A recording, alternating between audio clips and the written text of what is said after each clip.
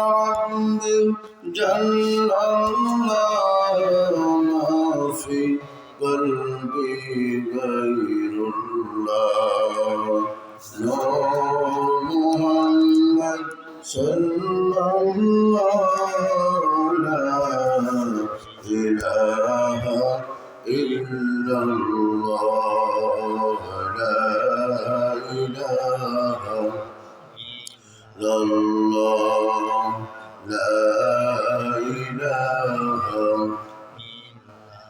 যার দিলে আসে আল্লাহর ভয় জিকির করে সে নিরালায় আহার নিদ্রা লাগে না ভালো আহার নিদ্রা লাগে না ভালো ভালো লাগে ইল্লাল্লাহ লা ইলাহা ইল্লাল্লাহ লা ইলাহা ইল্লাল্লাহ লা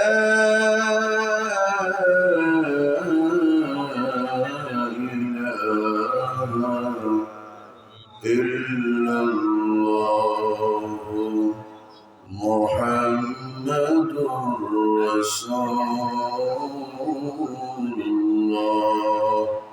সকলে পড়ুন সাল্লাল্লাহু আলাইহি ওয়াসাল্লাম।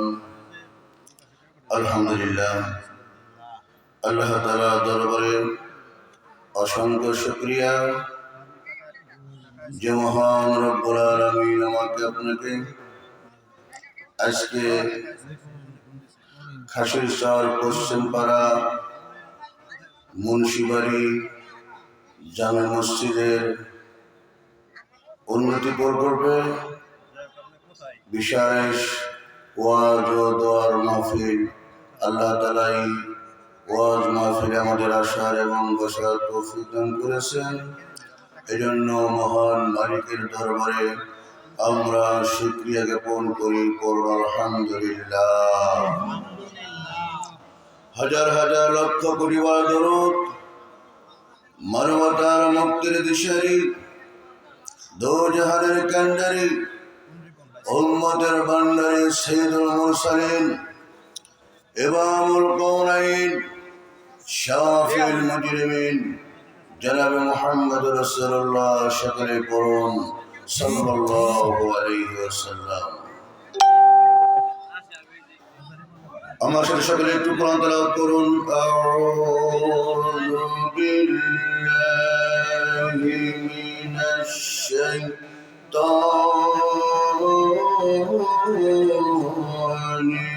রাজীম। বিসমিল্লাহির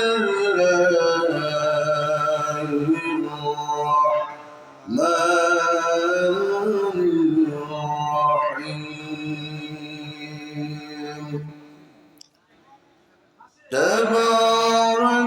তাবারাকাল্লাযী বিয়াদিহিল মুলকু ওয়া হুয়া আলা কুল্লি শাইইন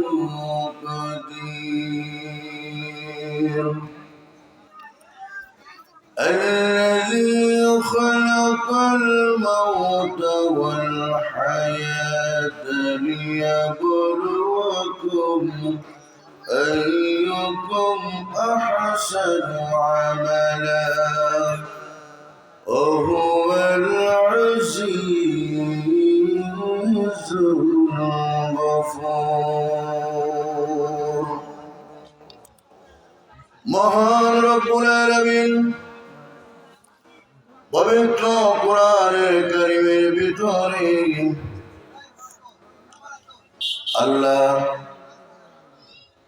মানুষকে মৃত্যু শব্দ দিয়া তারা মৃত্যু শব্দটাকে আনছে।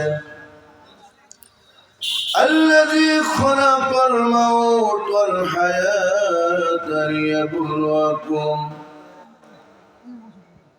অর্থাৎ আল্লাহ তাআলা আগে হায়াত দেন নাই, আল্লাহ তাআলা আগে মরণ দিছে, অর্থাৎ তারপরে মানুষকে হায়াত দিছে। আল্লাহ তাআলা মানুষের মরণ যে এত কাছে, এত সন্নিকটে, এই মরণ এত কাছে থাকার পরেও মানুষ মহান রব্বুল আলামিনকে ভুলে যায়।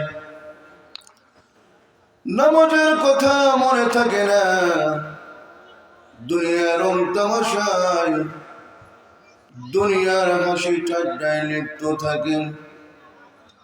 মসজিদ থেকে যখন আজান শোনা যায়, মসজিদে আজান শোনার পরেও মসজিদে যায় না। মহান রব্বুল আলামিন বলেন, ফজরে আজান হয়েছিল, মসজিদে যাও নাই। বান্দারি জোহরের নামাজের জন্য তোমাকে ডাকা হলো, মসজিদে যাও নাই। আসরের নামাজে তোমাকে ডাকা হলো, বান্দা তুমি মসজিদে যাও নাই। দুনিয়ার পিছনে দৌড়াইতে দৌড়াইতে আমি মহান রব্বুল আলামিনের হুকুম ভুলে গেলাম। খবরদার, খবরদার, মাগরিবের নামাজ কাজা করো না। মাগরিবের নামাজটা পড়ে আমার কাছে হাত তুলে ক্ষমা চাও। আমি মহান রব্বুল আলামিন তোমাদের জীবনের গুনাহগুলো ক্ষমা করে দেব। বলুন সুবহানাল্লাহ। বাইরে আমার বন্ধুরা, আমার প্রধানের মা বোনেরা, কিছু মানুষ যায় মসজিদে, যায় আজান শোনার পরে আবার অনেকেই যায় না। আল্লাহ তাআলার ফেরেশতারা বলে, ওগো আল্লাহ, তোমার এই নাফরমান বান্দাকে মন চাই জমির ভিতরে দাফন করে দেই, পাথর মেরে তোমার এই বেনামাজি বান্দাকে ধ্বংস করে দেয়। ওগো মালিক, হুকুম দেন, হুকুমের আশায় আছি। মহান রব্বুল আলামিন বলেন, ফেরেশতারে আমার বান্দাকে মাইরো না, আমার বান্দা বান্দিকে ধ্বংস কইরো না। ফজর পড়ে নাই, জোহর পড়ে নাই, আসর পড়ে নাই, মাগরিব পড়ে নাই। ও ফেরেশতারে আশায় আছি, আমার বান্দা আমার বান্দি ঈশার নামাজ না পড়ে বিছনায় ঘুমাবে না। আল্লাহর বান্দা বান্দি যখন ঈশার নামাজটাও পড়লো না পড়ে যখন আরামের বিছানায় শুয়ে পড়লো, মহান রব্বুল আলামিন নারাজ হয়ে যায়। মহান রব্বুল আলামিন বড় বেজার হয়ে যায়। ফেরেশতাকে বলে, ফেরেশতারে আমি জাহান্নাম বানাইছি, আমার বান্দা বান্দীদেরকে জাহান্নামে দেওয়ার জন্য না। আমি চাই সকল বান্দা সকল বান্দীরা জান্নাতি হয়ে যাও। এত আদর করে মানুষ বানাইছি, ও ফেরেশতারে জাহান্নামে পোড়াইব। তোমরা জানো না আমার বড় মায়া লাগে, এই বান্দাদেরকে আমি জাহান্নামে পোড়াইতে চাই না। কিন্তু দুনিয়া করতে করতে দুনিয়ার মানুষেরা, নারী পুরুষ শুধু দুনিয়ার পিছনে দৌড়ায়। আমি আল্লাহ যে নিয়ামত দিলাম, এই নিয়ামতের শুকরিয়া আদায় করলো না। আমি আল্লাহ যে নিয়ামত দিয়েছি, নিয়ামতের শুকরিয়া আদায় করে না। যদি বান্দা বান্দির আমার নিয়ামতের শুকরিয়া আদায় করতো, মহান রব্বুল আলামিন তাদের কলিজায় আমি রহমত এবং বরকত দিয়া তাদের পরিবার, তাদের সংসারকে আমি বরকত দিয়ে ভরে দিতাম। বলুন সুবহানাল্লাহ। আল্লাহ তাআলা বলে, বান্দারে, ও আমার বান্দি, আমি জবান দিয়েছি, এই জবান দিয়ে মাকে ডাকো, মা বড় খুশি হয়। বাবাকে ডাক দাও, বাবা বড় খুশি হয়। চাচাকে চাচা বলে ডাকো, চাচা খুশি হয়। ভাইকে ভাই বলে ডাকো, ভাই বড় খুশি হয়। কিন্তু বান্দা বান্দি রে,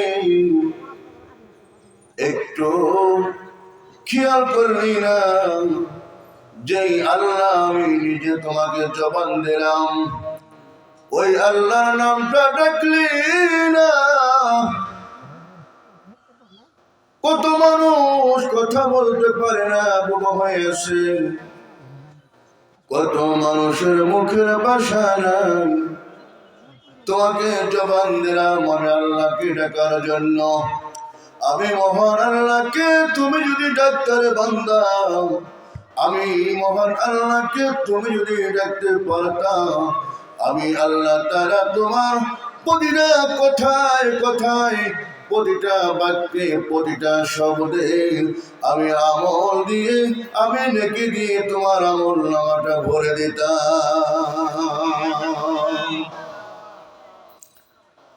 আমরা আল্লাহর নামটা নিতে চাই না, মুন্না ফরমান হয়ে গেছি। সাইয়েদনা হযরত ইব্রাহিম আলাইহিস সালাম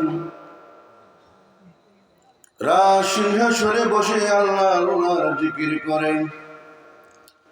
আল্লাহর নামটা নিলে পয়গম্বর ইব্রাহিমের কলিজা বড় আরাম লাগে। ফেরেশতারা বলে, মালিক, পয়গম্বর ইব্রাহিমের অনেক পরীক্ষা হয়ে গেছে, সব পরীক্ষায় 100-100 100-100 বিজয় অর্জন করেছে। কিন্তু পয়গম্বর ইব্রাহিম আলাইহিস সালাম সিংহাসন পাওয়ার পরে আগের মতো আপনাকে ভালোবাসে, আগের মতো আপনাকে ডাকে না। আল্লাহ তাআলা ফেরেশতাদেরকে বলে, ফেরেশতারে, আমার পয়গম্বর ইব্রাহিম আগে যেমনি আমাকে মহব্বত করতো, জবান দিয়ে যেমন আগেও আমাকে ডাকতো, এখন আমাকে ডাকে, এখন আমাকে ভালোবাসে। ও ফেরেশতারে, তোমরা কি আমার পয়গম্বর ইব্রাহিমকে তোমরা কি পরীক্ষা করতে চাও? অর্থাৎ তোমরা যদি পরীক্ষা করতে চাও, পরীক্ষা করতে পারো। ফেরেশতারা বলে, ওগো আল্লাহ, আমরা দেখতে চাই, আমরা জানতে চাই, পরীক্ষা করতে চাই আল্লাহর নাম পয়গম্বরের কাছে, পয়গম্বর ইব্রাহিমের কাছে আল্লাহর নামটা কত দামি, কত মধুর লাগে। আল্লাহ তাআলা হুকুম দিলেন, যাও পয়গম্বর ইব্রাহিমকে পরীক্ষা করো। ফেরেশতারা দল মালায়েকাতুর হযরত জিবরাইলকে পাঠাইলেন, জিবরাইল, আমরা যাব না, আপনি পয়গম্বর ইব্রাহিমকে পরীক্ষা করে আসেন। জিবরাইল ফেরেশতা ফকিরের বেশ ধরলেন, ফকিরের বেশ ধরে পয়গম্বর ইব্রাহিমের রাজপ্রাসাদের সামনে এসে আমার সাথে আপনারা পড়ুন। বললেন, আল্লাহু কারীম।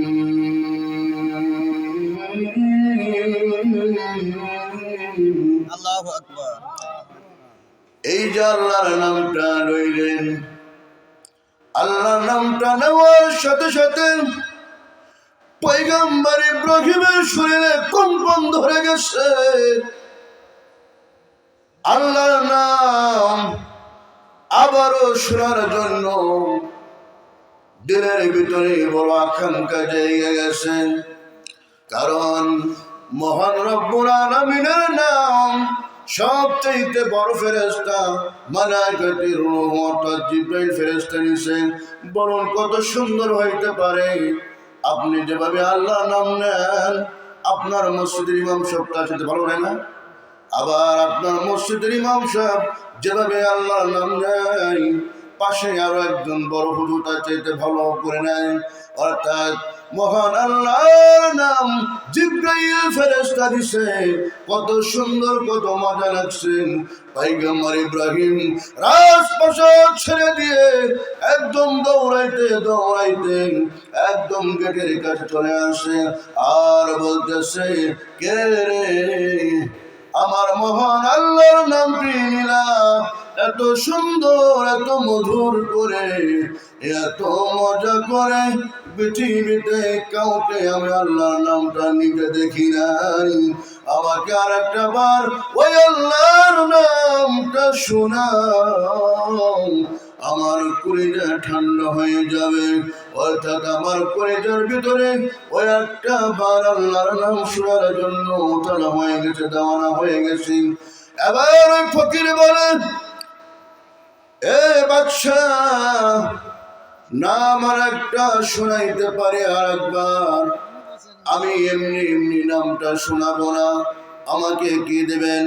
পয়গম্বর ইব্রাহিম আলাইহিস সালাম বলেন, তোমার ওই জবান দিয়ে আগের মতো যদি আমাকে আল্লাহর নামটা শোনাইতে পারো, তাহলে আমি জমিদার, আমি বাদশাহ কথা দিলাম, আমার এই বাদশাহীর অর্ধেক রাজত্ব আমি তোমাকে লিখে দেব। বলুন সুবহানাল্লাহ। পয়গম্বর ইব্রাহিমের এই কথা বলার পরে ফকির এবার আগের চাইতে আরো সুন্দর করে নিলেন। আপনারা পড়ুন, অর্থাৎ পড়লে নাকি আসে নাকি বলেন? বললেই নাকি আমার সাথে পড়ুন, আল্লাহু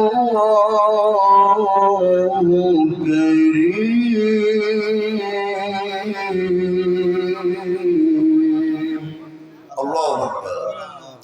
পয়গম্বর ইব্রাহিম আলাইহিস সালামের অন্তরটা থর থর থর থর করে কাঁপতে কাঁপতে মাটিতে পড়ে গেছে। পয়গম্বর জমিনে হাউমাউ করে কান্না করে আর বলে, তোমারই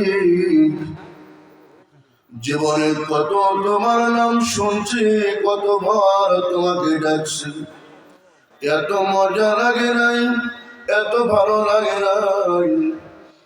এই ফকির যখন তোমার নামটা জপে, মনে হয় মহান আল্লাহ আমার সামনে দাঁড়িয়েছে। আল্লাহ, ফকিরের জবানে এত মধুর কণ্ঠ কেমন হইল? ইব্রাহিম আলাইহিস সালাম ফকিরের পাওটা জড়াইয়া ধরে, ফকির রে, আমার মালিকের প্রেমে পইড়ে গেছি, আমাকে আর একটা বার আল্লাহর নাম শোনাও। কয়বার যদি আল্লাহর নাম শোনাই আমাকে কি দেবেন? বলে, আর একটা বার যদি আল্লাহর নাম আমাকে শোনাও, আমি বাদশাহ কথা দিলাম, আমার গোটা রাজত্ব ফকিরে আমি তোমাকে দিয়ে দিব। বলুন সুবহানাল্লাহ। এই একটা বার নাম শোনার জন্য, মহান আল্লাহর নাম শোনার জন্য গোটা রাজত্ব রেখে দিবে। মহান আল্লাহর নামটা ফকির আবার শুনাইলেন, আল্লাহু কারীম।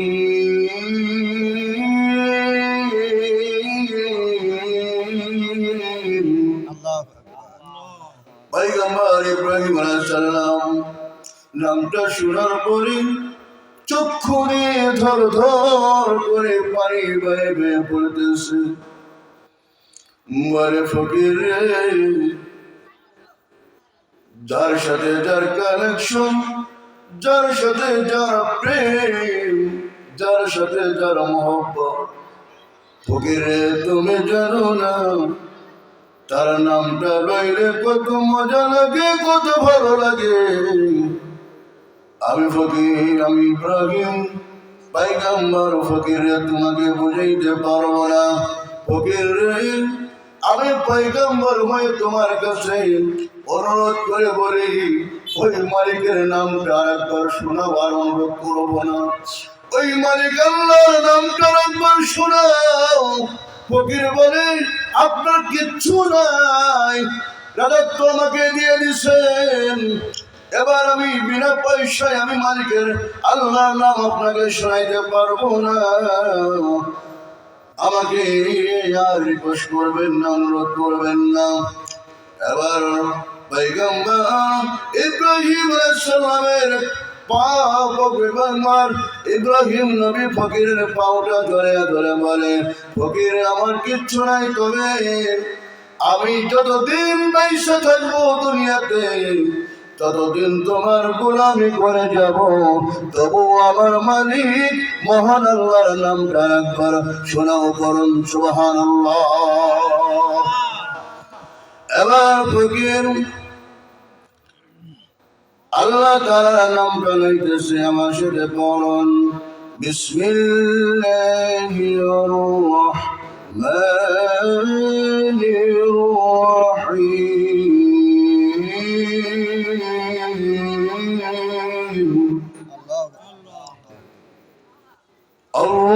আল্লাহু লা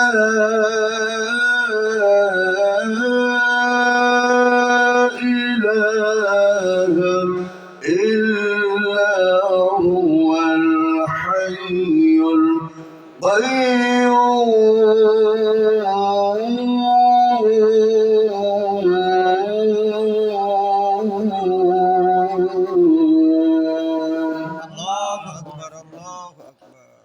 لا تأخذه سنة ولا نوم.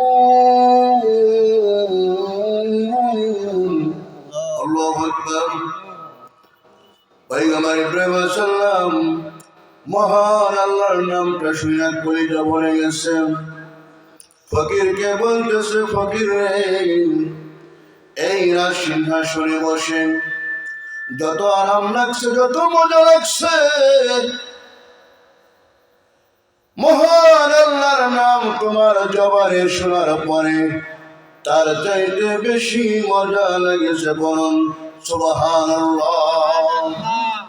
ফকির বলেন, বাদশাহ থেকে এখন ফকির হয়ে গেলেন, আপনার কি মন খারাপ লাগে না? ইব্রাহিম নবী বলেন, ফকির তুমি তো এখন ফকির না, তুমি এখন বাদশাহ।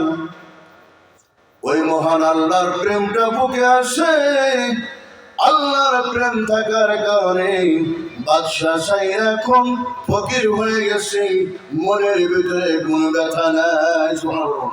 আল্লাহর প্রেম বুকের ভিতরে আসে, আশা করে দেয় মহান আল্লাহ এই প্রেমের কারণে আমি ফকির ইব্রাহিমকে জাহান্নামের আগুনে পোড়াবে না। এ ফকির, রাজদরবারে চলে যাও, আমি এখন নিজে ফকির হয়ে গেছি, আমি আপনার গোলাম, আমাকে আদেশ করুন, আমি আদেশগুলো আপনার পালন করব। ইব্রাহিম আলাইহিস সালামের কথা বলার পরে ফকির বলতেছে, ও পয়গম্বর ইব্রাহিম, আমি দুনিয়ার সাধারণ মানুষ না, আমি হলাম সমস্ত ফেরেশতাদের লিডার, আমি মালায়েকাতের রূহ, আমি হলাম সাইয়্যিদুনা, আমি হলাম সাইয়্যিদনা হযরত জিবরাইল। জোরে জোরে বলুন সুবহানাল্লাহ। পয়গম্বর ইব্রাহিম বলেন, জিবরাইল কেন এমন মজা করলাম? জিবরাইল আলাইহিস সালাম বলেন, নবীজি, আপনাকে ফকির বানানোর জন্য আসি নাই, রাজপ্রাসাদ থেকে টাইনা নামায়া আপনাকে গোলাম বানানোর জন্য আসি নাই, আসছি এজন্য ওই মহান আল্লাহ তাআলার নামটা আপনার কাছে কত দামিটা জানার জন্য। বলুন সুবহানাল্লাহ। কে বলেন? যারা নামাজ পড়ে তাদের কাছে নামাজটা কিন্তু অনেক দামি। কি বলেন? যারা রোজা রাখে তাদের কাছে রোজাটা কিন্তু অনেক দামি। কি? রসগোল্লা আছে, মিষ্টি আছে, মানুষ শরবত আছে, কেউ বলে 500 টাকা দেবো, রোজাটা ভেঙে ফেলাম। আমি এমন মুমিন মুসলমান দেখছি পরে 500 টাকা না 1,05,00,000 টাকা দিলেও রোজা ভাঙতে পারবো না, বরং সুবহানাল্লাহ। অর্থাৎ রোজাদার ব্যক্তি বোঝে রোজা কত মূল্য, নামাজি ব্যক্তি জানে নামাজের কত মূল্য। বাজান রে, মহান আল্লাহ তাআলার নামের জিকির যারা করে তারাই জানে আল্লাহর নামটা কত বড়। আল্লাহ তাআলা বলেন, আল্লাহু আকবার, আমি সবচেয়ে বড়। যারা আমি আল্লাহর নামের জিকির করে, আমি মহান আল্লাহ তাআলা তাদের আসমান থেকে ঘোষণা করে দেই, ফেরেশতারা যা, যেই বান্দারা আমার জিকির করে ওই বান্দাদের কলবের ভিতরে নূর ঢুকায় দেয়। বলুন আল্লাহু আকবার। এজন্য বাজান রে, মহান আল্লাহ তাআলাকে ডাকবো, অযথা সময় নষ্ট করবো না, মিথ্যা কথা জবান দ্বারা বলবো না। আল্লাহকে ডাকতে ডাকতে যদি আপনার জীবনটা শেষ হয়ে যায়, মহান রব্বুল আলামিন জাহান্নামের আগুনে পোড়াবে না। আল্লাহর নামটা নেওয়ার কারণে মৃত্যুর সময় আপনার জবান দ্বারা অটোমেটিক কালেমা নসিব হয়ে যাবে। বলুন লা ইলাহা ইল্লাল্লাহু মুহাম্মাদুর রাসূলুল্লাহ। সকলেই বলুন সাল্লাল্লাহু আলাইহি ওয়াসাল্লাম। কি বলেন? পাত্রে যা আছে কাজ করলে তো তাই করবে। কি আপনি সারাটা জীবন আল্লাহর নামটা নিলেন, মৃত্যুর সময় কাউকে বলতে হবে না বাজান কালেমা পড়ো। মৃত্যুর সময় আল্লাহ তার রহমত দ্বারা আপনার দিলে থেকে বের করে দিবে লা ইলাহা ইল্লাল্লাহু মুহাম্মাদুর রাসূলুল্লাহ সাল্লাল্লাহু আলাইহি ওয়াসাল্লাম। বাজান রে, বড়দার মা বোনেরা, নামাজ পড়েন নাই, রোজা রাখেন নাই, কালেমা পড়েন নাই, আল্লাহকে ডাকেন নাই, এত আশা করা যায় না আপনি মৃত্যুর সময় কালেমা আপনার নসিব হবে। কি করে বিশ্বাস করেন? কারণ যে পাত্রে যা রাখবেন কাজ করলে কিন্তু তাই পড়বে। আমার নিজের চোখে দেখা, মৃত্যুর সময় যখন বারবার শুরু হয়ে গেছে, সম্ভবত আজরাইল চলে আসছে, আমাকে তওবা করার জন্য নিয়ে গেছে। হুজুর একটু তওবা করেন আমার বাবারে। আমি যখন তওবা করতে গেলাম, আমি তওবা করাই, উনি বলে এই এটার দাম এত, কয় ওইটা 600 টাকা কেজি। কয় না না, একদম আলিমার খুব ভালো, কয় ওটার দাম মাত্র 900 টাকা কেজি। আমি কালেমা পড়াই, উনি হিসাব করে 900 টাকা কেজি, 500 টাকা কেজি, 600 টাকা কেজি। আমি বললাম, মা এ কি বলেন? কয় দুনিয়াতে ব্যবসা করতো, ফলের ব্যবসা করতো, 900 টাকা, 500 টাকা, 100 টাকা, 200 টাকা কেজি বেচত। অর্থাৎ এখন মরার সময় ওই কথাই মনে পড়ে গেছে। তাহলে মা সম্ভবত জবান দ্বারা আসতেছে না। যা করবেন মরার সময় তাই হবে, ওটাই মনে পড়বে, ওটাই কি জবান দিয়ে বের হবে। বাজান রে, পর্দার মা বোনেরা, নবীর মোহব্বতকে দিলে লাগাও, আর নামাজ পড়ো, আল্লাহকে ডাকো। আশা করা যায় মৃত্যুর সময় শয়তান আপনাদের কাউকে ধোঁকা দিতে পারবে না। আল্লাহু আকবার। কারণ যারা বেশি বেশি যারা কালেমা পড়বে, বেশি বেশি যারা নামাজ পড়বে, যারা ওযু করবে, যারা নামাজ পড়বে, রোজা রাখবে, যারা মহান আল্লাহ